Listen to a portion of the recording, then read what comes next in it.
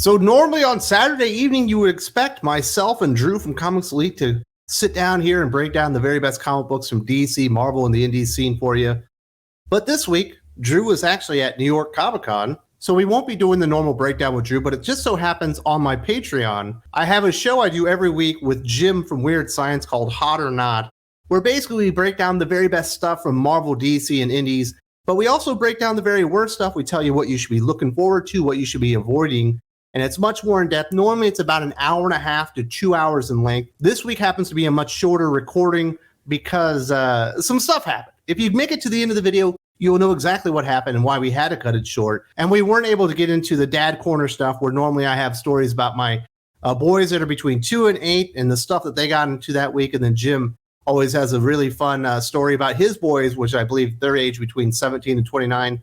I think last week, one of them deep fried his smartphone. So that was a lot of fun, and you could hear Jim and the torment that he's going through. And the Hot or Not show is part of the Doc is Right tier. We actually have 3 of them out there. On the very lowest one, you can actually get a shout out on the Comics Aficionados. We do a weekly review. Last week we did God's #1. This week we're going to be doing Wesley Dodds, the Sandman #1. It was voted on by the Patreon backers, and that one's actually up live before this even comes out on YouTube, because we actually record this on Thursday. So if you support me on Patreon, you get this podcast on Thursday, which is a lot earlier in the week, and we go much more in depth. Like I said, normally 2 hours. I also do a weekly podcast with Aaron Sparrow. Normally, I take the very first subject and we turn that into a YouTube video. This week, it's an Ahsoka review, but we talk about lots more stuff. We get into toys, all the pop culture and comic book news out there. We have really interesting conversations about Life Day and stupid stuff like that, because we are nerds and we go on these little rants or whatever. And also, if you're a big fan of Doc, we do a Q&A that goes live every single Monday on the channel, where the Patreon backers actually submit the questions, we answer them. And if you've noticed, some people are not having their comments in YouTube hearted lately. That is because I have earmarked those comments to be discussed with Doc on that podcast as well. We cover that after the Q&A stuff. Also, Doc says a lot of stuff that I can't include on the videos I put into YouTube. Normally, when we record a discussion or a review, it's about 20 to 25 minutes. And for YouTube's sake, I cut it down to 12 to 15 minutes, and I have to cut out all the nasty stuff that Doc actually says. And we have the Doc Unfiltered show, where we take the weekly conversation as well as the review and put it up on Patreon Unfiltered. And you can hear all the insane stuff Doc says and all the sidebars that he goes on to when we talk about these situations. So lots of cool stuff. I also do the DC and Marvel solicitations exclusively on Patreon now. So every single week, you'll get at a minimum 6 hours of brand new content. And on a solicitation week, you'll get more than that, because those videos are between 45 minutes and an hour. If you are interested in supporting me on Patreon or seeing what I'm offering, I would very much appreciate that. We definitely appreciate that here in the household. There's a link in the video description, and you can see what we're offering. And you can also do a week free trial on the 2 highest tiers and see if maybe we have some shows for you. And maybe, perhaps you would like some more Thinking Critical in your life, featuring Jim, Aaron, Doc, and myself. We're really the ones that are putting all the time into that. So I really, big time shout out to those guys for helping me out and assisting me. And I've been really enjoying this. I like the longer form content. I don't like having to do all my videos at 12 to 15 minutes. Going for 2 hours straight is definitely more my style. I've always enjoyed aficionados, and now I get to do it basically 3 more times a week over on the Patreon. So without further ado, let's actually get into Hot or Not with Jim. And I'll actually have chapters in the video description that will take you to the comic books that we're definitely recommending this week. And it's not a whole lot because it wasn't great, but there certainly were a lot of things of interest that we got to this week as well. There is no gamesmanship out of Marvel or DC or any comic books. There isn't a ton of stuff that's just so awful it's not even funny, but there isn't a lot of stuff standing out this week. I would say DC has the better week because they have, I guess, 2 of the better titles out there, but they didn't even have a good one. But I guess Marvel's is more noteworthy. They did have a first issue of Superior Spider-Man Returns, Captain Marvel, Assault on Eden, Capwolf and the Howling Commandos, all #1 issues. We also got issues of ASM, Avengers, Blade, Guardians of the Galaxy, Wolverine, X-Men Red. You would expect it somewhere in there, there'd be something good. I tried to read Superior Spider-Man Returns. You know, I'm not a big Dan Slott fan, but I did happen to like what he did in that series. But when I opened it up and I tried to start, I just couldn't stop reminding myself there's no reason that this should exist. The story's over. It's funny. I have a little bit of notes when I do this, and my one note is, why does this exist? I actually, and I'm not one who even read all of Superior Spider-Man. But again, like you said, Dan Slott, a lot of people don't like him, but they will come back with that and say, well, I did like Superior Spider-Man. It's one of the things that he did that a lot of people do like. And I read it, and I read the whole thing, but the whole time I kept thinking, like, why am I reading this? I know it's just kind of the prelude to get to the deal. By the end, I was bored. I wasn't that excited. I thought that this was going to wow me. The idea actually of a lot of the new Hickman stuff as well, where I'm expecting it to grab me to the point where I'm like, finally, I'm into this. I can't wait. Just got done, and I was like, I don't know why I ended up wasting my time. Not even wasting my time, just the idea of why is this? Why does it exist? I don't know. Yeah, it's like I like Hard Traveling Friends or whatever that is, Green Lantern, Green Arrow. Oh, yeah. That's great. And I like it when they allude to the fact that it happened, but I wouldn't want to see somebody, even, the late Denny O'Neil, go back and try to recreate it because they've been so unsuccessful in every other thing they've done after that. Yeah. It's weird. And at Marvel, we've had a bunch of things me and you have really liked. The idea of heroes. I don't know why hard traveling heroes. At Marvel, we've had a bunch of things, from Peter David even. And these things where, okay, we're going to go back to these series that you knew and loved, and we'll tell expanded stories of it.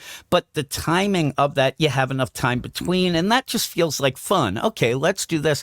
I don't know. This feels like Dan Slott. Yeah, this feels like Dan Slott's like, man, my other shit's not really hitting. I got to go back. It's let's go back to the greatest hits here. And it didn't feel that exciting.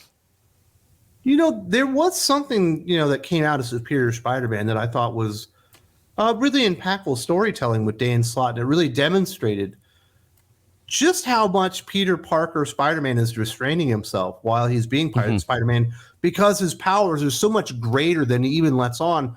Because he's always holding himself back when you put Doc Ock in his body, and he doesn't hold back, and he realizes Peter Parker could have been murdering people, for the last however many years. Yeah. And he chooses not to, and it really says something about the character that I think is interesting. But that's already been vetted out. Like that, your one thing that you could really point to in this series has already been pointed out, and we know that. Yeah, and it's weird you say that. It's kind of the only thing I got out of Amazing Spider-Man the last couple issues as well. It ends up being something like, why are we doing this again? And that sort of deal. But Superior Spider-Man Returns, I'll read the first issue of the ongoing. And if that doesn't grab me, then I think I'm done. I think that I'll give it that opportunity. But because of this, and because this was a bit of a letdown with the whole deal, I'll give it that one deal. But if it doesn't grab me, I'm done. I won't continue on. You mentioned ASM. Now, people have been telling me, Wes, you're crazy. After the Milestone issue, the Zeb Wells stuff has gotten back on track. Craven's back. It turns out they're retelling the Craven's Last Hunt story again, but now with Queen Goblin and I guess all the sins of Norman Osborn placed sins on Peter Parker. So I go in there and I read the issue. I think it's number 35 this week. 35 it is, yeah. And I'm like, what the fuck is Gabe talking about? What is Yule talking about? This isn't good. No. Now, here's the thing. You end up after the whole Miss Marvel stuff, you've had a couple things. You're like, okay, well, it starts out like it feels, okay, this is what I kind of wanted from the series. But then each issue kind of dribs and drabs down. It ends up watering down to then you get to the end here. And again, you feel like, well, that was kind of nothing. It feels very generic. It feels very just like, hey, I'm going to do this idea, but I didn't really flesh it out. And by the end, I mean, this big play of Peter having the sins of Norman Osborn, you never really played it out. No, you ended up having Peter just go around, I'm going to kill you. I'm going to get you, Mary Jane. And please, I wish he would have killed Paul. But the idea, you never really got in his head to see exactly like what would be intriguing about this. And in the meantime, Norman, who's running around going, they didn't even pull the trigger of Norman kind of saying, okay, the sins need a vessel. I love being a hero. But give them back to me. I'll take them back. And that actually would have been an ending that I'd say, okay, it still thudded a bit, but at least it had a reason. This ends with it feels like you turn that last page over and then everything's just going to reset again next issue. Happened. Like nothing happened. It just reset everything. Not even Craven the Hunter. He's like, yeah, I'm going to leave with this staff. Yeah, just imagine it's Craven who's, the clone son, but now and his big thing is, I almost killed myself, but I didn't.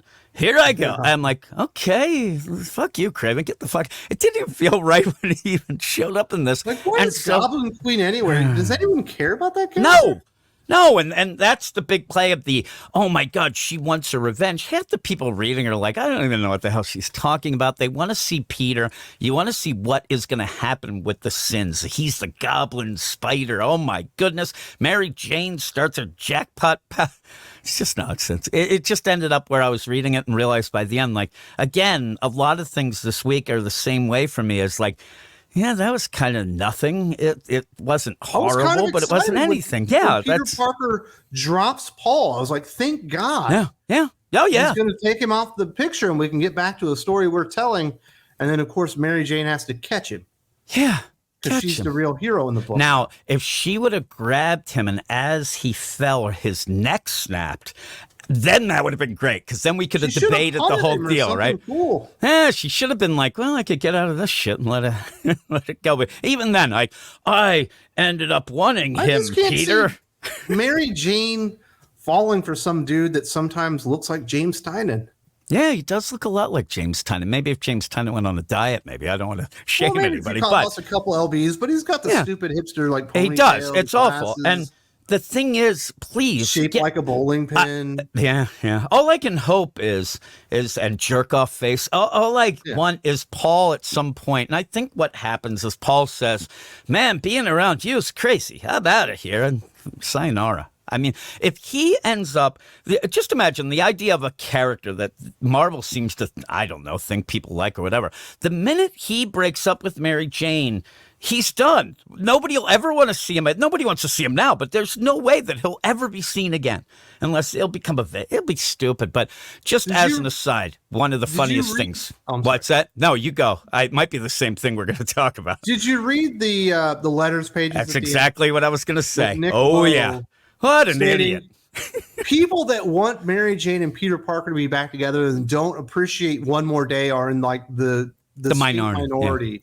Yeah. I couldn't roll my eyes hard enough. Do you know how many people don't read Spider-Man because of that fucking story? That's what they don't every get. Time right? I make a video. Yeah.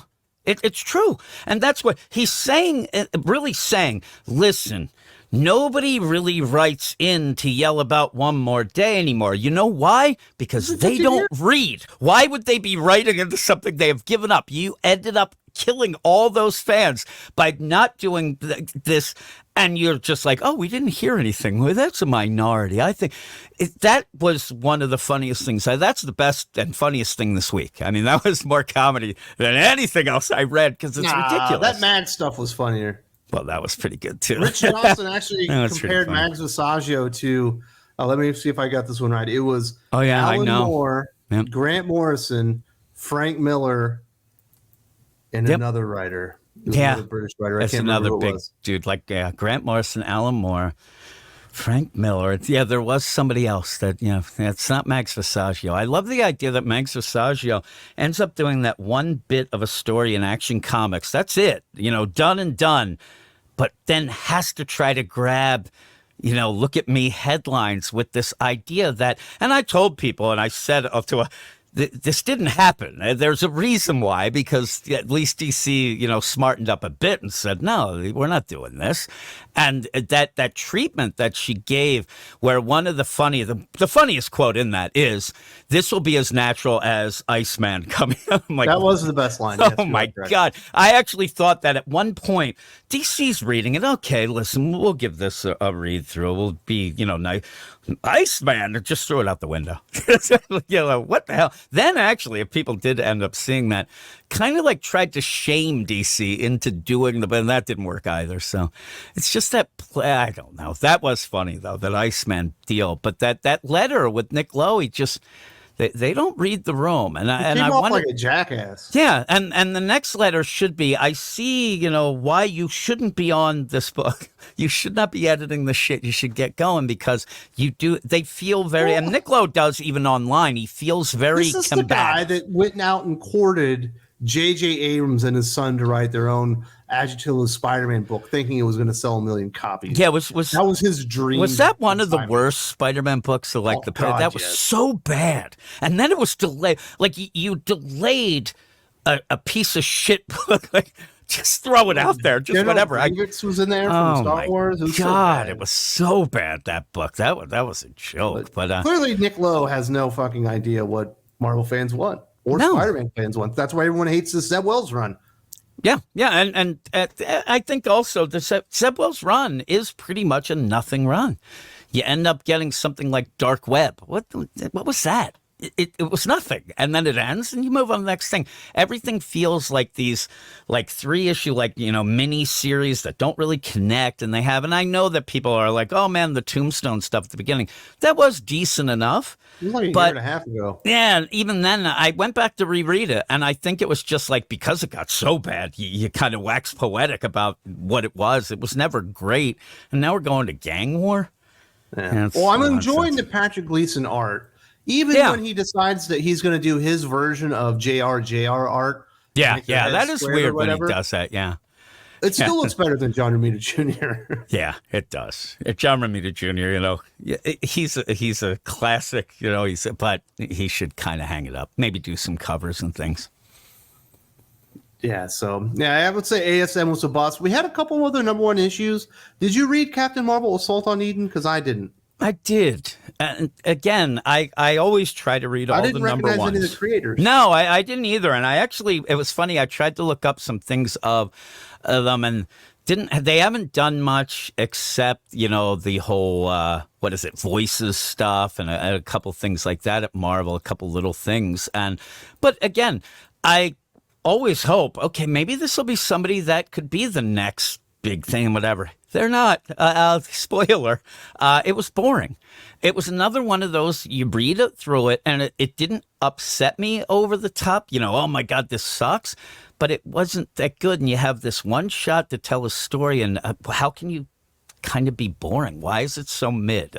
Because people just Captain Marvel. Yeah, and Captain Marvel, and I think that it's one of those things where they need somebody to write. It's a one shot. Captain Marvel. Go all out, play off the things that people love about, but also hate. And maybe not the idea of this feels, again, like everything else, trying to convince you forcibly to like Captain Marvel. Just embrace the character and even the stuff that people don't like.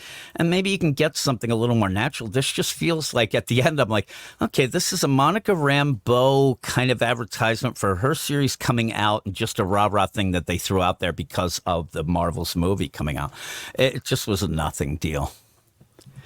I think if Marvel had their druthers and they were allowed to do it, they would put a gun to all of our heads and make us say that we like Captain Marvel, whether we believe it or not. Yeah, and eventually they hope that Stockholm Syndrome will go, I do like Captain Marvel. Yes, I'm waiting for, because the thing that we always get when the movie gets closer, bound to have a Ralph Macchio issue come out to end up, being terrible as well. Always does those crazy things. So I didn't miss anything on that. I'm glad I skipped it. I didn't recognize any of the talent. No. I did check out a little bit Cap Wolf and the Howling Commandos #1, Stephanie Phillips, Carlos Magno. I'm going to review this with Doc for the worst of the week, so I didn't read all the way through it. But I wanted to get a feel for what the book was, and it feels like it's just a straight-up Captain America World War II story until the last page when he actually shows up as Cap Wolf. I was like, I think you fucking missed the memo on what the book's supposed to be about here, Stephanie. Yeah, she missed the memo. Also, she missed the idea that when you have a title, Cap Wolf and the Howling Commandos, you might want to do a little bit of fun. I know that you're going to be fighting Nazis and things like that, but this isn't there's a lot of people. Vampires, yeah, exactly. Werewolves, all this. So when they're doing a lot of this book is, first off, it's like, oh man, Cap, you just sell war bonds. We're not going to follow you. I'm like, why? It's Cap. So even then you have the Howling Commandos, you have Dum Dum, all them, and they're just sitting around talking. They're not doing anything, and nobody sounds any different than the next guy. They're telling jokes, and it's the worst. The dialogue is so wooden. Stephanie's not funny. No, But that's the problem.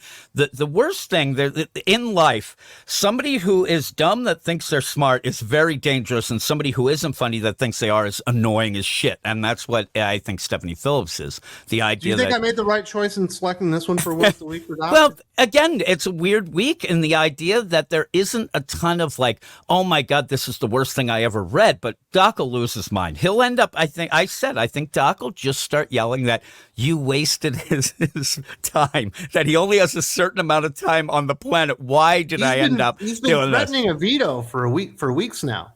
Really? Yeah, he's been trying to plant the seeds that he's going to veto something if he thinks it's over the line, and I'm trying to push him too far. Yeah, I think he should keep that one in his back pocket. There's some worse things that'll probably be coming out. The art's okay, and you don't really get Cap Wolf until the very end. And even then, they're like, I don't believe in the werewolves. I'm like, what are you doing? This is a comic book. Have some fun. Established in the Marvel Comics universe. Have some fucking fun with it. Have fun with it. I mean, at one point, they're like, I've been around this whole world, and I haven't seen any werewolves. Play up the idea of the Nazis and the experiments and have something better than just harness the power of the Black Lagoon. Oh, yeah. Oh, God, they're going to make an entire strike force of the creature from the Black Lagoon and clone him. Yeah. And make it so ridiculous, Call in the Cat Wolf. Oh my goodness, here he comes. And that would be fun. No, not here. There's not much fun to be had. I don't like Stephanie Phillips that much. I think that she's not a very good writer, right? But something like this almost makes you think, okay, she can get past herself and just give me a fun. Nobody's going to sit there and think their mind's going to be blown. Yes, it's not happening. She can't even have. She can't have no fun. She keeps getting put on all these titles that are clearly like little miniseries. Just go out there, have some fun, do something interesting. Never achieves it. I'll tell you, Cosmic Ghost Rider by Donny Cates was one of the first things that I ended up reviewing when we did our Marvel podcast. I loved it. You had Baby Thanos, all this fun. Then you get to her do it. I'm like, why is this miserable? Well, because I don't know. I think she has an idea in her head that she's going to I'm going to do these books, but I'm going to elevate them and be the next. Well, just have fun. There's shit. You could have reputation. There is such an easy slot for people to just start writing at the big two to just have Mark Waid does it with the world's finest. It's not going to blow your mind, but you have fun, and then it gets exciting. And not here. Stephanie Phillips, she is. I guarantee she does not even seem like she's any fun. Like she's bitching and moaning all the time, I'm sure. Yeah, I'll get more into that with Doc. Obviously, he's going to have a few rants on that one. Another book that I did read, I've been enjoying Blade. Although I'm hearing this rumor that Blade's going to be canceled after 5 issues. Yeah, I heard that as well. Now, I think that may be the problem. And I did end up looking, and I actually could ask Brian Hill. I've talked to him a couple times, but it says to be concluded at the end of this issue. And I don't know that it's just that this storyline, they play that game a lot, but I didn't really see anything fully official about it. I hope that's not the case. This issue wasn't the great. I think that they could have taken more advantage of the set piece and fighting vampires on a bullet train, and you kind of pushed through. And in that, now you say that, starting to think that maybe it got rushed, and you did even have guest art and stuff like this. You didn't have the Elena Casagrande art, which I didn't think was great to begin with, but this fill-in artist was not good. No, and it kind of clashes, and so maybe there is some truth to the rumor, which is a shame because it didn't even get a chance to do anything. I mean, it just started, and I liked it. I thought it was. I think it's very cinematic. It's a very quick read, but I was enjoying it. I actually had been enjoying it as almost not a guilty pleasure, but one of those books that at least I can have some fun with Blade, play straight up Wesley Snipes, and have all that. Plus, the art. I think I might like Elena Casagrande a little more than you, but it just ended up it didn't feel like everything that was set up is really taken advantage of in this issue. Still not bad though. It's a train heist. There's no way to go wrong with that one. But like the chemistry, I think between Strange and Blade at the beginning was kind of weird. They were being a little too catty, like a couple of chicks. Yeah, the dialogue wasn't all that good there. Yeah, it wasn't great, and it was more of the idea. Like frenemies or something. Yeah, that's what it played out. I think they do. I think that when I used to watch the Gilmore Girls, I think I heard that come up a couple times. I didn't watch the Gilmore Girls, actually. Jim, there's no judgment coming here from my I was side. more of a It's Felicity okay. guy. Felicity. Yeah, well, if you like Felicity and the Gilmore Girls, I watched Dawson's Creek. It's fine. Yeah, Dawson's Creek was okay. My Well, it big had thing. Pacey in it, so you had like the character Well, yeah. you could, identify with while he was having to prance around with these other girly Man, characters. Dawson nonsense. I used to watch Degrassi a lot with my my oldest son. We watched that. It was funny. The I minute watched that I realized, One Tree Hill back in the day. oh, yeah, I'm telling you, I used to watch a lot of that stuff. I remember the time where, and a lot of people, it's not anything mind blowing, but the idea when I realized, holy shit, that's Drake's. When I saw him, I'm like, what does he think he's doing? What is he? It's funny, but yeah, I still like him from the Degrassi Drake as well. What are you talking about? Like the rapper? Yeah, he was on Degrassi. And it was I never just watched kind it. of I funny. thought you were saying he was in One Tree Hill. I was No, like, he's in no way Degrassi. He wasn't Skills. That's another guy. No, he wasn't Skills. But no, he was in Degrassi. He was in a wheelchair. He was. He's pretty good. This is what happens when you get a midweek of comics again. We go off the talking about nonsense. But Drake is not my favorite rapper, though. I just kind of like him that he was in Degrassi. Completely unaware. Don't even know what that show is. I've never watched it. So It's like a Canadian 90210 is kind of what it ended up being. if I'm going to watch a Canadian show, it's going to be Robin Hood. Robin Hood? Yeah. Robin Hood? Rubin. Actually, if you Robin want to Hood? ever go look up the show 15. It was like almost like a Saved by the Bell Canadian deal. It was Ryan Reynolds' pretty much first show, and he was hilarious in it. He wanted to be a drummer, but he was terrible. It's a lot of crazy. There was like teen drinking and all the sorts of problems, but it was Canadian, so they were all nice at the end. They're all Good eating show. Canadian bacon and drinking Yeah. Molson. Yeah, exactly. Instead of the peach pit, they were like hanging in the back Like bacon the maple pit loft? or something. The maple loft or something? That's what it should have been. Like a in Waffle Moose Jaw. House? Yeah, it's just a Yeah. Waffle House. They just sit like, hey, pass me the syrup. They're just guzzling it. Yeah, that'd be good stuff. When I was in Anchorage, we used to go to a place called, I think it was called the Bear's Tooth. It was like a Okay. sports bar, and you would go there on Sundays, because the NFL would start really, really early in Alaska, and you could, drink beer and have a breakfast or a pizza and watch the game at like 5 a.m. or whatever it actually started in Alaska. And then they had another, the same company owned another thing. I think it was called the Moose's Tooth, and that Okay. was like a movie theater where you could get food and beer. And I only went there once. I went and saw one of those girl with the dragon tattoos, but not the American yeah. version, the ones Yeah. from Sweden. Yeah. Went in there with a smoking hot date. Totally not worth it. That movie sucked. Yeah. That wasn't good. That really weird looking chick from the Alien movie was in it. Oh, yeah. Something Rapino. Something like that. Yeah, so the date didn't go well. That's what you're telling me.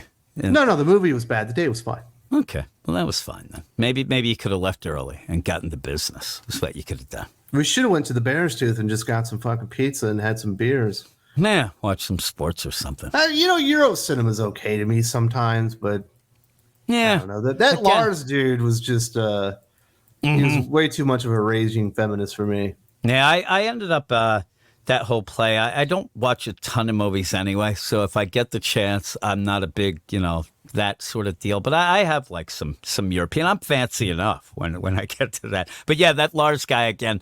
That and even when 50 Shades of Grey. I avoided all that stuff. I ended up. That's 50 Shades of Grey. I remember hearing that it was like one Weird of those girl things. fantasy about being Yeah. a whore. It was such a weird play. Strange. Like you'd hear these stories about these mid-America 40-year-old ladies who suddenly wanted to get into bondage and stuff, and then they realized they weren't into that, and it caused problems. Yeah, so there you go. A little aside there. Yeah. Getting back to Marvel, I would say if you're enjoying Blade, check it out. It's not the hottest thing in the world, but in a week that's not all that great, it's pretty okay.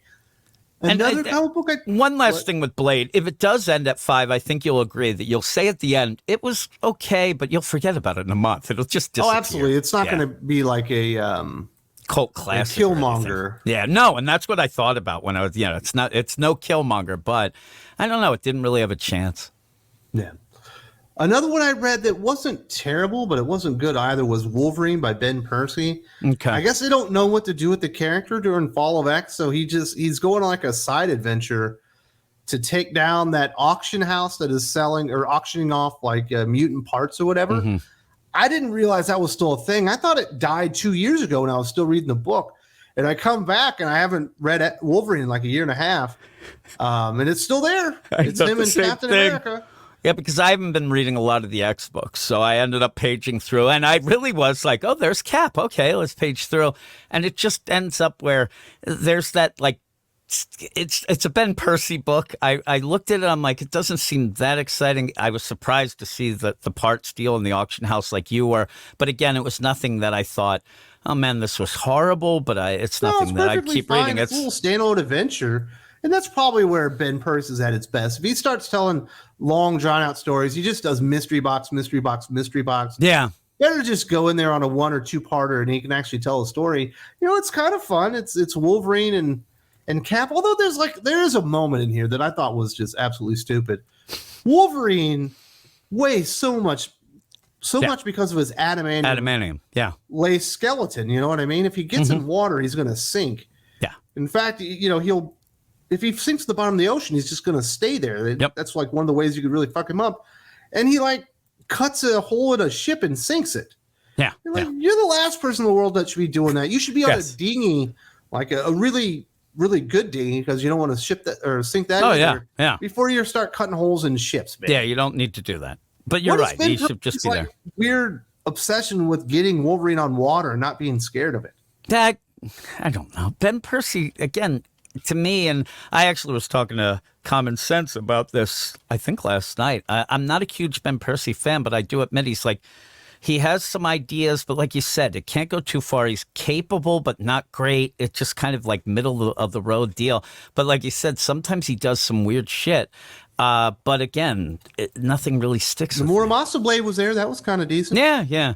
Again, a lot of these things end up being like, hey, look, everybody. Well, it's member berries, as people say. But the idea, some of the things are cool. Again, I think that one's not bad. It's not Fall hot, of X. It's not hot. It's like whatever. Again, it's you can see as you're reading what are they going to do with him with Fall of X, and so it's this little thing. Yeah. You get that feeling. Next week he's going to Wakanda. Why? Okay. Yeah. You know, like vacation. All of his friends are literally imprisoned. And being tortured right now, and he's going on a fucking roadie. Yeah. Just gonna go Give back, me some road beers. We're going to Wakanda. Like, all right, grab the things, go. You know, sit there and see how things are going. Oh, everybody's still in jail, in prison. Oh man, I thought maybe they got out by now. Maybe he's just not informed. Is what happens. I don't know. Again, I haven't been reading a ton of the X books just because they've been so bad. Nor had I. But I decided to check this one out. It's not that bad. Like I said, it's a little one-shotter. I don't think Juan Jose Rip. Like, I liked him as an artist, but I don't think he should be on Marvel or DC books. I don't think he's that good. No. Like, his style just doesn't fit their kind of superhero books. So it's a little out of place, but it is dirty. It's a little grimy. People might like that one. I also checked out Avengers. Jed McKay. I read the first issue, and I thought, this is a nothing burger to me. Yep. And I jump in here, and I guess this is the conclusion of the Ashen... Yeah, the Impossible City, the Ashen nonsense. Complex. I don't know what they're called, but it's a bunch of villains that had taken over this. Yeah, I think it's a spaceship that's orbiting the planet Earth. It was like kind of like a typical Avengers story where each hero goes to another place to fight another villain all at the same time. Yeah. Whether it's good or not, a good conclusion. I mean, there's a lot of action. I'll give it that. Well, I ended up, I'm going to be talking about this issue on our podcast this week. We just kind of kicked in the Marvel podcast again. And I hadn't been caught up because I was with you. I read the first 2 issues and were just bored. I was bored as hell from it. And then I ended up catching up. I'm still bored. And when it's the Ashen Combine is what these guys are. And everything just feels like it's an attempt to be fancy, but it doesn't play. And I think that Jed McKay, that's not, in my mind, that's not his thing. That's not his lane. I think that he's pretty good at pretty good action, have some fun with it. You know, Moon Knight, I think, might have gotten to his head a bit. And even then, you just have some goofy fun at points, too. But this just is boring. And it ends this first arc, and I'm hoping that... just him beating up generic villains. Yeah. But again, it's like one of those things where you might run into that problem with the Avengers or even the Justice League where you just want to go so big, but you can't always. And when it's goofy and not, it just didn't hit. And it just felt like, man, is this still going on? Every time I got to another issue, they're still dealing with these things. Let's get it done with. It was almost like the Celestials at the beginning of the Jason Aaron run where I thought, okay, this could be kind of cool. And it just kept going and going and going. So I kind of think that this Avengers is mid. It's average. It's okay. It's not big bad. Problem with all the fights going on, No, action, everyone's getting to do their own thing. But then when you get to the end and this ship, the Unforbidden City, whatever they call it, the Impossible City, the Impossible City, and it's like a sentient ship that's been taken over by these guys, and they released him, and he asked to become a member of the Avengers, and like, yeah, sure.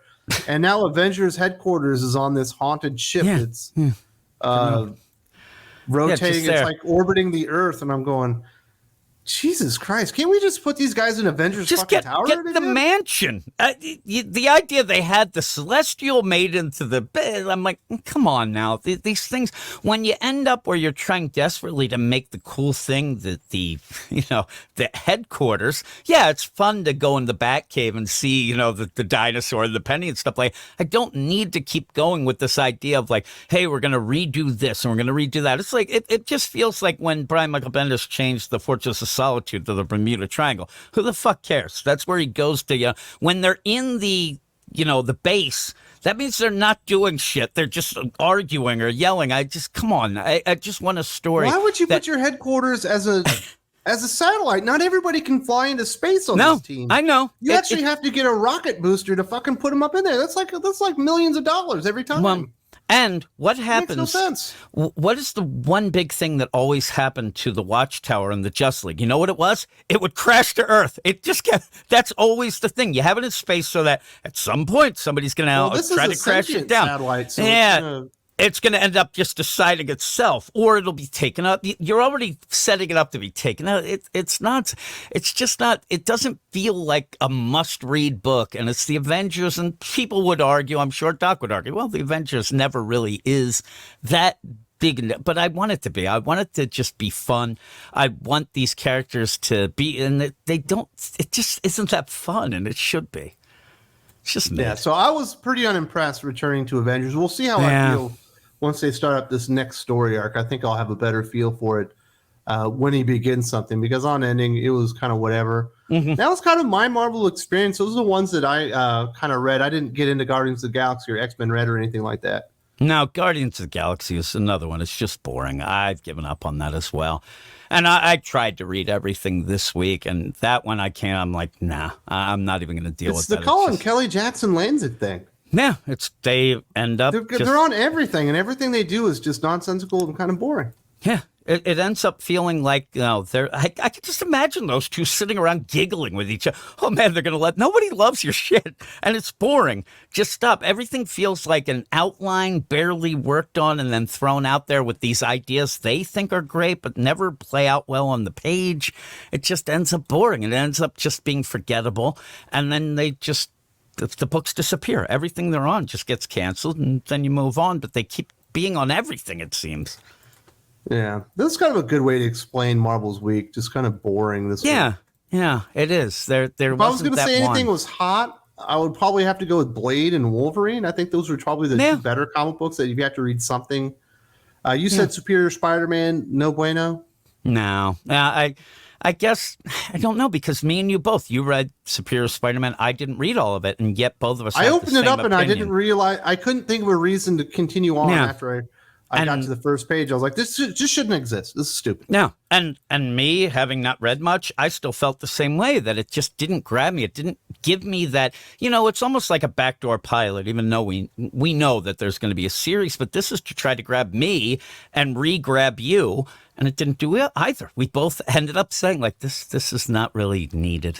It just so wasn't. Not hot would be Cap Wolf and the Howling Commandos, ASM. Yeah. I don't know about Avengers. Avengers wasn't that bad. It just it's just mid. Yeah, and the stuff that we said, like what was it, the Captain Marvel book? It's just a nothing book. There's no real reason to get that unless you, I don't know, or just you're such a big fanboy or girl of Captain Marvel that you want to grab it. But there's no real reason for it. It's just out there. Yeah, Just have a Marvel just Captain had a Marvel deal. weird week. DC had a very similar week too, though. They did have a lot of stuff that was great. Yeah, it was weird. This whole week, I So think it was okay, but not great. yeah, It was weird. DC had Batman City of Madness #1, Wesley Dodds The Sandman #1. They also had issues of Batman and Robin, Green Lantern, Danger Street, World's Finest Teen Titans all come out. I didn't read Batman City of Madness #1 because I was like, I don't fucking care about Christian Ward. Why would I read his written and illustrated Batman book that's going to go nowhere? Yeah. Some people told me it was good. It was okay. I mean, here's the thing. A lot of people, and it's going to be natural, a lot of people when they read this is going to end up kind of ping-ponging back and forth between this and the Raphael Grandpa Gargoyle of Gotham, though they're not connected, but it kind of has that feel. And I wonder why maybe they didn't wait for this Batman City of Madness to come after the Raphael Grandpa thing. So then you can kind of go, okay, I read this one prestige black label thing. Let me try this other. Having it together, I think that there will be people deciding which one they're going to end up pulling or reading. But in it, I read it, and it's just the art is interesting enough, but not really that interesting. And also the story, while I see a lot of people saying, oh, this is like the most original story, it just feels like dark multiverse bullshit again that we got from Scott Snyder. We have the Court of Owls on the cover. Yeah, it's all like Scott Snyder fan fiction, it looks like. And yeah, exactly. And so you end up with this Cthulhu Batman. It's just the idea of people, oh my God, I've never seen this before. Well, I guess you forgot about Death Metal or didn't read it because there was a Cthulhu Batman in that. So when you get to it, it just feels like, the upside down, oh my God, it's the Gotham under Gotham. And the big play of this is by the end of you don't even get there. You end up going through this like really slog and really counting on the art, doing, the wow factor. And while I don't love Raphael Grandpa's art, I can tell why some people would. Grandpa. I know. Grandpa. They end up where I understand because it's a different style. It's his own style. And I get it. But this just felt like, it's okay. It just, by the end, I was just didn't grab me, and it just felt like a lot of ideas that Christian Ward grabbed from other things just to kind of mush together and didn't really know what to do with them, is my opinion. You just reminded me of something that did grab me, and now I'm angry because I just realized we never really got what we needed from it. Remember when they were doing Justice League Dark, James Tynion? Yeah. And he introduced the Upside Down Man? Yeah, the Upside Down Man. And he was absolutely terrifying. I like that he wore sweatpants. That's what I. And then he didn't really do anything after. Like he shot him a few times, but he never really did anything. The funny thing is, he came up. If you remember, the funniest play was when he was in that Dark Army in the Dark Crisis, but he never did anything. He was in the background because he ended up having. Oh, we'll get all these big villains. And then Joshua Williamson grabs the Upside Down Man. He's just hanging out in the bag in his sweatpants, did nothing. But yeah, upside down, just hanging. But yeah, that was an interesting concept. But when I was reading, I was, James Tynion, come on, let's get a story going. And it just took long. And then he was gone. And then Ram V took over. It out. No, and then Ram V took over and had to basically kind of go, okay, I can only deal with these three things and go. That was a backup story in Detective or something, though. Yeah. So it ended up where it just ended. James Tynion left, and then you had that. And it was Upside Down Man had potential, though. He looked great. Yeah, he the looked design was good. Crazy. That always slobbering. It looked like me, like Thanksgiving Day. I'm there in my sweatpants, hanging upside down like I do. All that stuff. It was kind of cool. But yeah, that's another one of those characters that just kind of disappeared then. Because Justice League Dark was really cool for 3 issues, and then they decided to do a crossover with Wonder Woman for no reason. The Wonder Woman. Yeah, it basically killed the momentum. The Witching Hour deal. It did. Yes. It completely killed the momentum. It did, and it was at that point where I did start yelling at people because people still kept going with, oh my God, so he's doing nothing now. Like that ended up derailing it so much that he couldn't even get back to it. And it just ended up meandering about. One point, Blue Devil, he was a statue. You never really resolved that. But then he shows up later as not a statue. I wanted to know what happened. I was interested in that book. Detective Chimp had a sword. And yeah. He was going through a midlife crisis, and he was an alcoholic. Yeah, he didn't feel like he was worthy of he was drunk a lot in that. I mean, he really was. Because his buddy got killed. He got the sword there, and he found his son. There was a lot of things going on that were pretty cool, but never really got fleshed out. Yeah, I enjoyed that. Yeah. Yeah, that's not what you get in City of Madness. You get some Court of the Owl stuff that You said seems upside down, weird. man. I Well, don't think you said upside down, man. I think you said upside down, man. yeah, probably, and it just triggered you. But it Yeah, is. I was It's like, that oh, the upside down, man. I wanted that character was and that cool. in the whole death metal and the dark multiverse stuff, it did remind me like Scott Snyder had just watched Stranger Things. He came up with this idea. And that's what this feels like again. And there's been so many different stories. One of the worst was Tom Taylor's, guess it was in Friendly Neighborhood Spider-Man with Under York, the New York Under New York, which did nothing at all. So I reviewed the first issue of Tom Taylor's Friendly Neighborhood Spider-Man. It was so bad. It had Spider Bite. It's the only thing that anybody ever goes with that, and that was just a redo of for the kid who collects Spider-Man anyway. But it got the heart there. But this whole thing, if you're going to do a 3-issue prestige format black label deal, why aren't you getting to the story by the end of the first And of 3 why aren't you issues? hiring somebody that's got credentials that's going to make me want to spend all that much money on the book? I mean, that's the thing. I Christian understand. Ward is not a name. No, and I understand that you want to do your art and then write, but yeah, people like I laughed. One of the reviews I saw was like, Christian Ward is well known for his art. Is he? Is he that well known? Because I don't get it. Because then he's not a great writer. I said as a writer, he's a decent enough artist. Is how I said it in our review.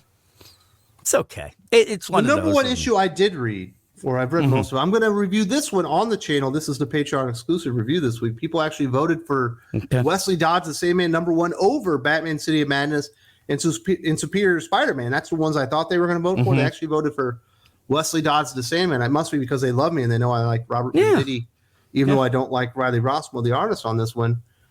And I'm not the most familiar person in the world with Wesley Dodds as the Sandman. I don't know as much about. I don't think many do. As I know about a lot of different characters, but you could definitely see Venditti was putting in a lot of time and effort that if you didn't know the character and you weren't familiar, that you would understand what makes him tick and some of his back history. And, as a noir comic book, the writing was top notch, even for a character that I'm not all that invested in. And the art by Rossmo certainly fits this better than the other stuff he was working on. Yeah. I still don't think it's DC standard, but it looks better here. It works, especially in a side character like Sandman, Wesley Dodds Sandman. And what I like about Venditti is you nailed it. The idea that we don't know much. I don't think that too many people really deep dive into Wesley Dodds Sandman. I'm sure there'll be somebody who, I'm the biggest fan. But in general, you don't have a lot of people who are very familiar, but you can actually go, and that's why I like Robert Venditti as opposed to some of these newer writers who want to tell their own story through this deal and nonsense. Robert Venditti, you know that what you're getting is legit. You know that he's done his work. He's going to end up telling you a story that will get you at least to know Sandman. You still may not like Wesley Dodds Sandman, but at least you know that this would be a well-researched version so that if you don't like it, you know that it's just not a character for you. And the funny thing, we talked about this a lot, even on the aficionados at points with Riley Rossmo and what art does it fit? And it does fit this. It's weird because you end up saying, like, Riley Rossmo fits like a, like cosmic or this sort of thing or kind of these weird power type and side characters. But I think he really does fit like the 1940s look. He actually does draw like that sort of thing with the architecture and the vehicles and the clothes. I think that he draws that very well, even though still it's not my favorite. But I read this and there was only a couple times I'm like, ooh, look at that giraffe neck asshole. Like it actually played out very well. And I liked it. I liked it more than I thought I would. And I went in thinking I'd like it. Again, I don't think I'm invested in Wesley Dodds Sandman that much, but I can, like I said, I know that I got a good version of it at least. And I did enjoy it. This is what was picked for our Patreon spotlight as well. On our Patreon was this book and World's Finest for some reason, but they were really into this Sandman, so it was kind of cool all around. Yeah, and there were even a couple of close-ups on the face of Wesley Dodds that Rossmo did, and he didn't look like a cartoon character. He almost looked human. Yeah, yeah, almost. He didn't look like Geppetto made him, and like a He didn't side have like the run. nutsack chin or anything Yeah, like that. so that's so weird. I'm telling you, I guess it was the City of Monsters deal in Detective Comics back years ago at the beginning of Rebirth that he did this Amanda Waller that looked like she had a slug neck. It still haunts me. It was like the ugliest shit That I've kind of ever fits seen. the character. It does, but it was like really odd. Like you thought that I don't know what. Waller the Hut. Yeah, that's what she looked like, which again, like you said, it does fit at points. But yeah, and I think that Venditti, like after what he did with Hawkman, you kind of, I hope that he doesn't just get in that thing of, oh, we want to get these characters that you're going to give the origin and we're going to get to the thing. I think he should be on more than just like a Sandman book, but he does a good job. No, he should be on some of their more important comic book heroes. Yeah, they should come out with a Green Lantern core book, and I would love him to get back to doing that. There's a bunch of things that he should be on. He should have been doing that Hawk. He's done enough Green Lantern core. Certainly, he's done a run on Flash and stuff like that. Yep. But, I would certainly prefer him to be on Detective Comics. Yeah, that would be cool. Yeah, or even Batman over Ramby. Yeah, Chip Zdarsky, or Yeah, you don't even have an Aquaman book right now. You tell me Robert Venditti couldn't do a kick-ass Aquaman book? Pretty good. It would be pretty good because, again, if you look at the things going, he is really good at giving you the definitive version like he did with Hawkman. They need to do that right now with people don't know what the hell's going. Aquaman shows up in one book and he's the king of Atlantis, but we know that he isn't, but then he is. And then they mention it other place. It just is nonsense. And I'm afraid, even though he's doing a lot of books, that they're going to get Joshua Williamson on an Aquaman book. And he's... Josh Williamson out, man. Yeah, I am too. I like his Superman, though. But, Batman and Robin, if you want to go to that next, it's okay. It was fine. It was all right. It just feels you definitely like get more of happens. Shush in here. Yeah, you get Shush. It's all about the relationship between Bruce Wayne and Damian. Damian goes to his first day of school. The art still doesn't fit the book or the characters. Nope. And there's lots of bisexual lighting in it, which certainly doesn't fit a Batman book at all. So the art is actually bothering me more over time, but I don't mind what he's trying to do. I don't think it needs to exist, but it's okay, I guess. Yeah. And the idea that Damian Wayne is in school on his first day and someone takes his notebook and makes fun of him for writing his own fanfic manga series or whatever, and he tells him to put it down and then beats the ever-living shit out of like 4 students right there. And then the principal sees it, and then the principal tells him to give his book back rather than calling the police for the assault that just happened in front of her. Yeah. Didn't really ring true to life. And it's weird because when you end up having the Joshua... Like, he didn't just tease them or show them that they were less than him. He literally beats the shit out of them. Yeah, he beats the crap out of him. And Joshua Williamson did a pretty good job during that Lazarus Planet deal and that solo of giving you a different version of Damian who's kind of learning. I mean, the kid's growing up and he ends up, and in this they refer to it like, oh, well, I like those people there because they're kind of like me and we hated our parents, whatever. Yeah, but in this Joshua Williamson, like it felt like he needed to say that Damian would go to school, but then show why he shouldn't because he didn't want him. You could have had a lot of fun in that, even though I think that the book itself kind of goes by real quick. The art does a lot of it, and I'm not a big fan of the art. I think that a lot of times it comes in too close. You don't know what's going on the page. It doesn't play it out as well. But I would have liked to have a little side deal of Damian in school and not playing up the idea that he's beating the crap out of people. I mean, really, to me... that he's a fish out of water. That he's a little bit that's what I wanted. He doesn't get the social structure of school. He doesn't fit in with other kids. And sometimes he does use some of his abilities to outsmart them or make them look stupid. But nobody catches on because he's too crafty. Yeah, and he is crafty. And the one play that I like, that fish out of water, is Damian is used to thinking that he's the best at everything and that every situation that, oh man, I'm Batman's son, all that stuff. And then you go to school and that doesn't work. Like the things that make him such a crazy good hero are actually some things that make you a nerd in school and I want to see him try to deal with that. And it doesn't look, instead he just beats the crap out of people, which makes no sense. He should have been arrested. Didn't care.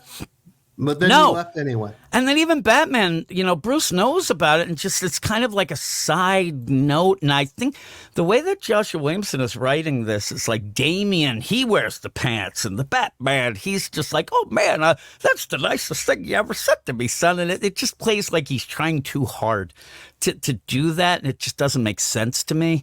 And also he's going to play that idea of Damian being, oh man, I'm, my father, rah, rah, rah now, but then you can't have that. Yes, it's just weird, and it's taking also real place. Confusing. Yeah, during Gotham War and Gotham stuff. War. Yeah. In the first issue, it seemed like it was happening after Vandal Savage took his house or his Wayne Manor or whatever. Yeah. And now it appears that it's not happening anymore because they're very carefree and they don't give a shit. Yeah. Even though the city's falling apart. Yeah. And apparently he abandoned Damian Wayne, who started bawling, with sadness. Yeah. Overcome by emotions that his father was turn his back on him. He's been overtaken by Zur-En-Arrh, but it's nowhere apparent in this book. Yeah, and it's funny because it feels like you said about Wolverine, the Fall of X. Oh my God, Fall of X, we have to deal with Wolverine. What do we do? That's not a good way to start a #1 issue of a new series. The idea of, we really don't know what to do. We'll kind of skirt the issue. And really, the big moment in this it's going to change everything moment is that Batman's pheromones are changed so bats are after him. I thought that was the stupidest thing I ever heard in my entire life. And the shush is funny because I'm sitting there and all I could think of Chad Gable yelling shush, and it made me laugh. I kept saying that to myself and nonsense. So it's Damien going, none of those bats had rabies. And I was like, oh God. Yeah. Like what? Like that's the big moments Good for a thinking, Batman. son. And that Batman ends up in his utility belt. He's like, okay, I got this incendiary grenade. I got this flashbang. Oh yeah, I also have the cinnamon and jasmine grenade in case a bat comes after me. Because what would happen then? And then you have that. Oh, I knew you prepared for everything. I didn't mind that moment because it was being it was funny. Shark repellent. It was kind of funny. It'd be funny if he ended up using shark repellent, and actually they end up where it was this weird explanation why that also works with bats. And I'm like, it was goofy. But again, in this book that really doesn't do much, doesn't feel like it's taking place in the actual DCU at the moment because it's just weird. And at the end, again, it was one of those books I wasn't upset at. But I just don't know if it's the right time to have this book out. You should have waited till after Gotham War. You should have just let things clear out and then go, but they wanted to push it out there. I like Simone DeMille as an artist. I would have put this artist on like a Harley Quinn type of book. Yeah, Harley Quinn, it works. Yep. I believe that they did illustrate the Harley Quinn Future State stuff. Mm-hmm. Yeah. Which I think is a much better place for them. They needed somebody a little bit grittier, a little darker for a Batman book. Especially in a story that you are kind of doing a little grittier deal, especially with Shush and all this stuff with the animals. I think it would have played out better that way. I don't find Shush to be gritty at all. Well, they're not. I'm saying kind of funny to having the terrible Shush. trio actually be real hybrid animals, you could have gotten kind of like a little more dark with that. And I'm telling you, when I first saw Killer Croc in each issue, who the fuck is that guy? What, a scorpion here? Oh, it's Killer Croc. It's such a weird, like, smoothed out look. It didn't work for me. Like that's what it kind of is. I know that Sully would hate the art on this. I'll tell you that. He doesn't like that like computer generated looking art with purples. Anything with purple in it, he flips out, right? I guarantee he goes off to McDonald's. Grimace shows up. He's going to end up going in a fetal position. He just doesn't like it. But at the end, I Barney just felt like this is something. Yeah, maybe. Or maybe he touched Barney. I don't know. But, he's from Boston. They do weird shit. But at the end, again, I thought, it's okay. Like, I'll be reading the #3 issue. I'm not going to say it was great, but it was okay. The issue I liked the most this week probably was Green Lantern. I guess it's #4. Yep. With Robert Venditti, Jeremy Adams, and Zermanico on art. I think the art looked a little bit better this week by Zermanico. It did. Yep. Felt like it was a little more DC house style art rather than his typical kind of very computer-generated art style. Computer-looking deal. But we did get a cool like little team-up book between Hal Jordan as well as Barry Allen. And this one, and I haven't seen Barry Allen in a long time. I thought he was lost in the Speed Force or something. And he very well may be, but he's in this book.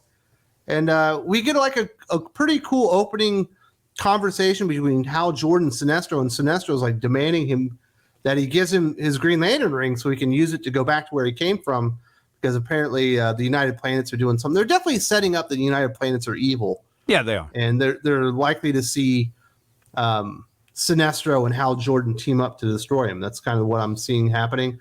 Yep. Kind of laying the groundwork. And he's like, yeah, well, if you don't give me the ring, I'll destroy your city. He actually gives him the ring because he knows it's not going to work, because it doesn't work like a regular green power ring. And I thought it was a good moment. I like the opening of this one. I like the whole issue. I like the opening.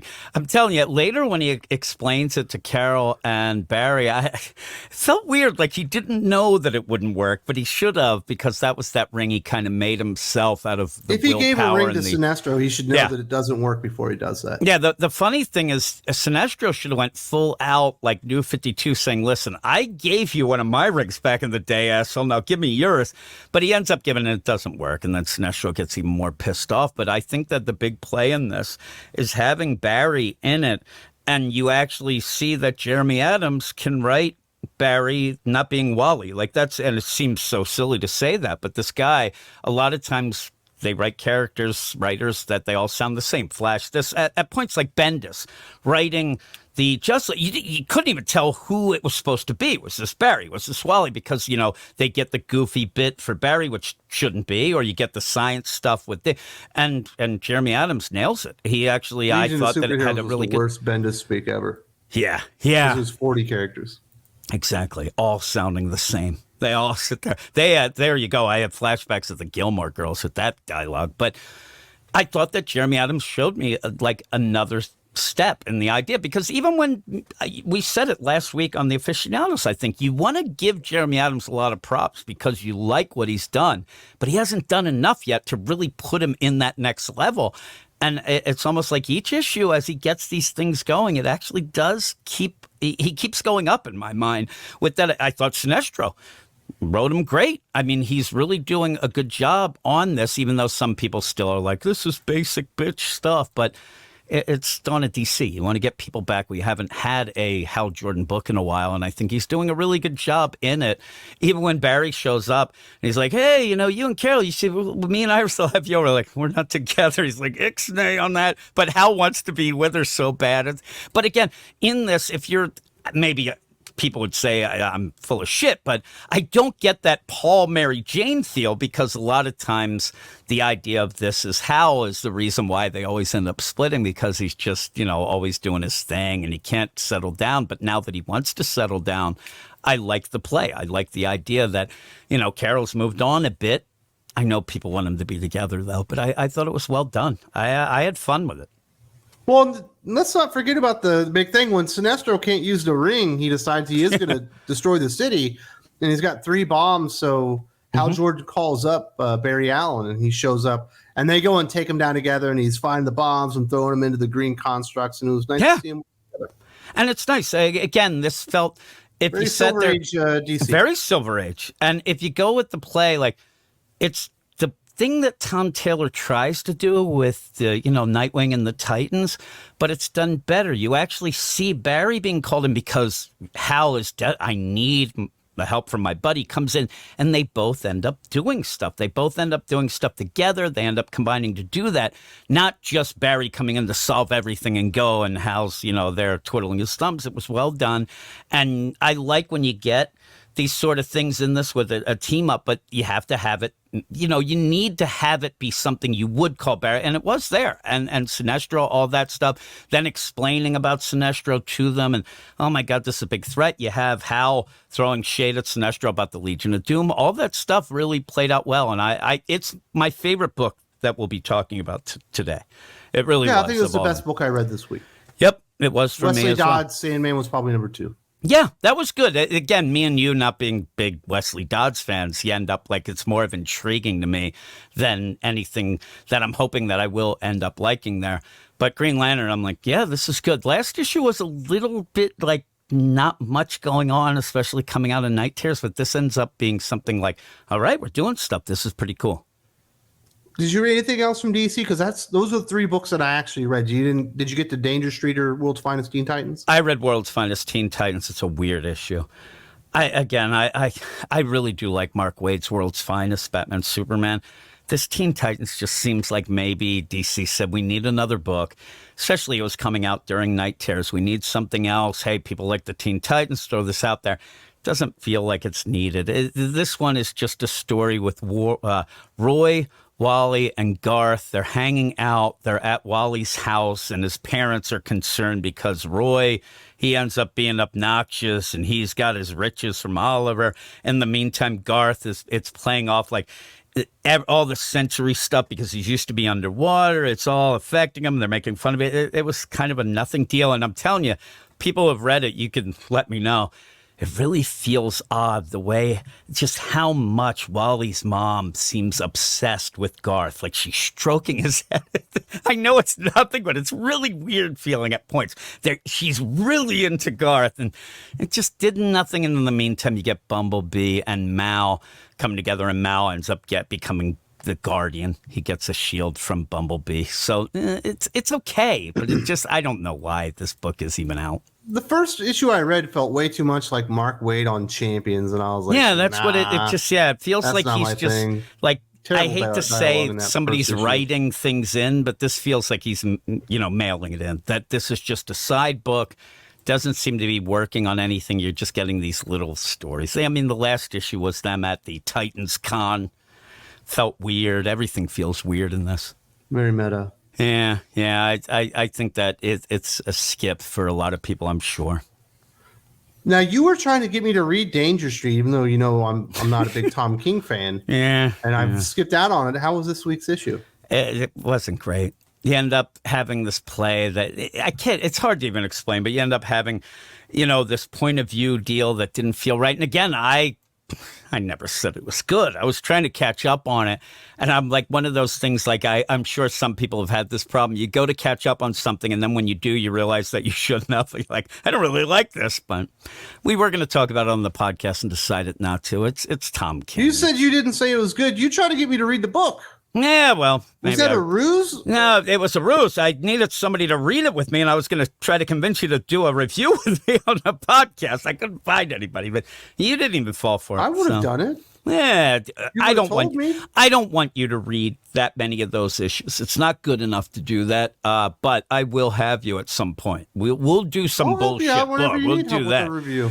Yeah. Just speaking of which, the guy who ended up quitting, he's back. Eric is back for the podcast, but I'm still going to end up having a bunch of other people do other stuff because he doesn't want to do all the books. So there'll be opportunities.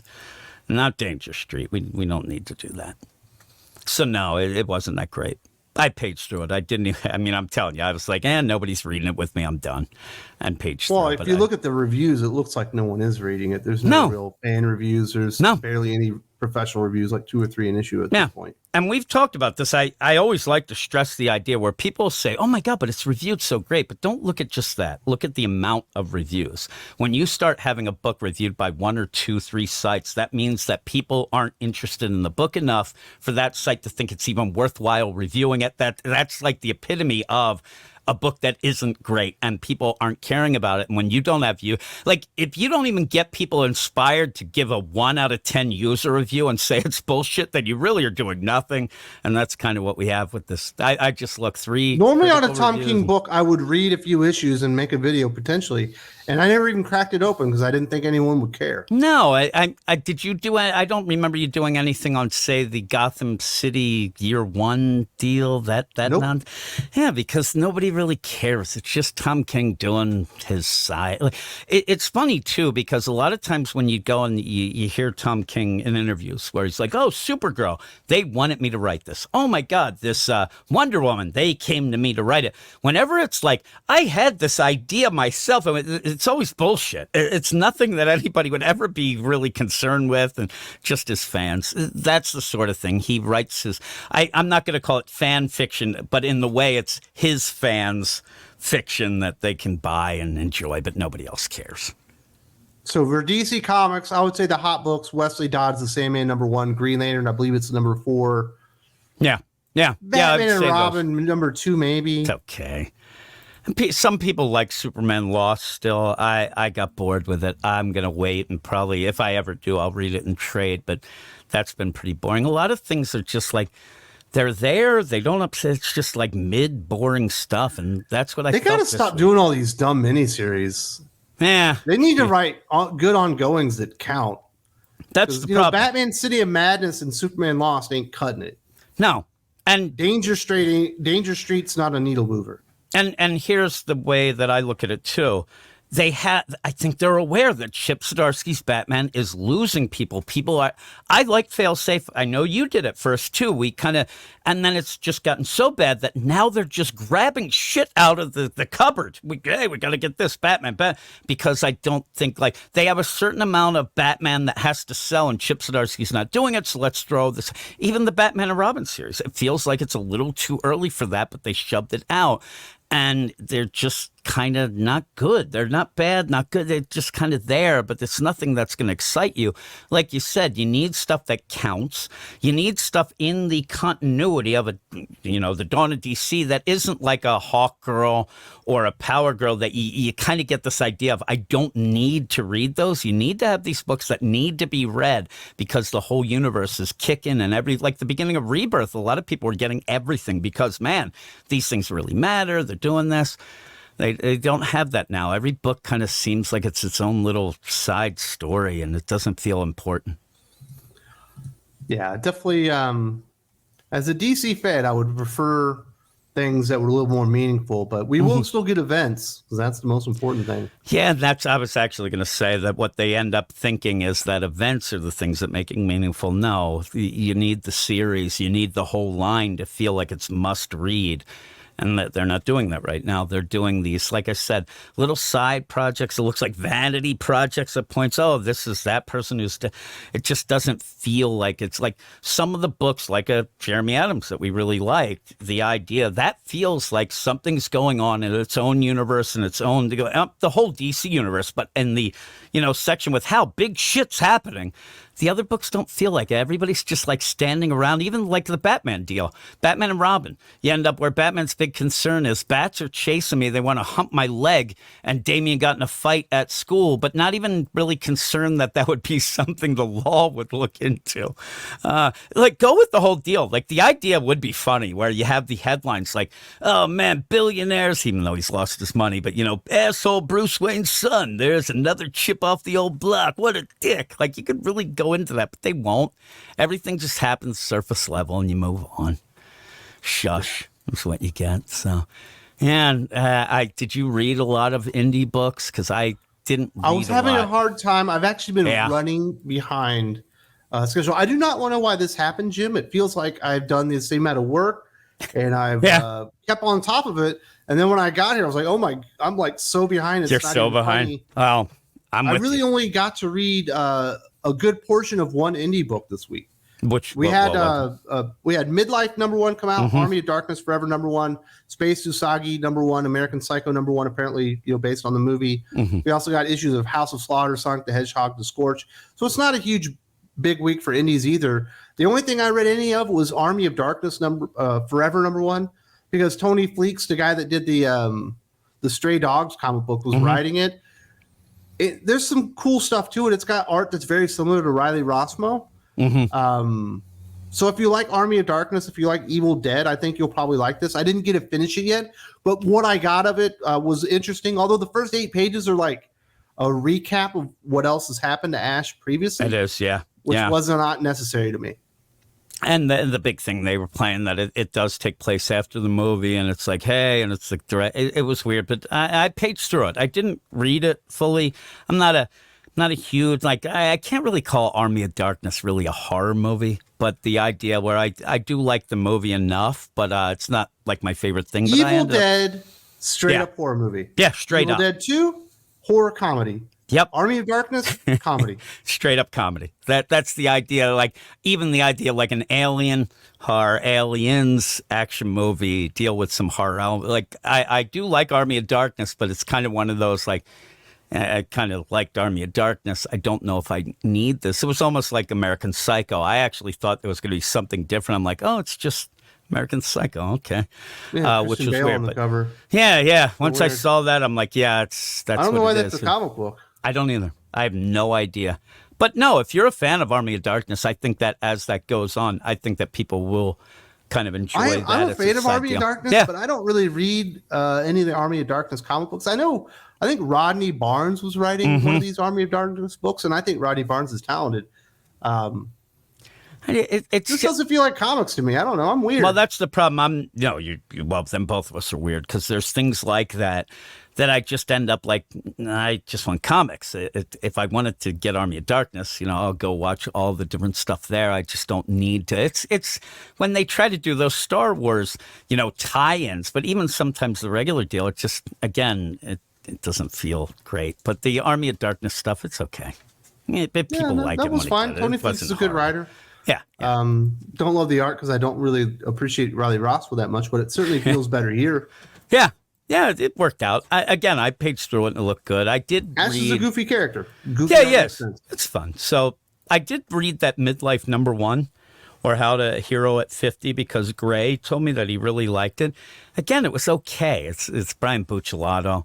It's okay. I thought his name was Bucatelli. Yeah, I always say Buccellato. I've never heard anybody say that name the same way twice. But again, I actually was interested because he's going to be doing that, what's it called, Justice League versus Kong versus the, what's it, Kong Justice and Godzilla. League versus Godzilla versus Kong. But that's been delayed. But I'm like, I haven't seen him in a while.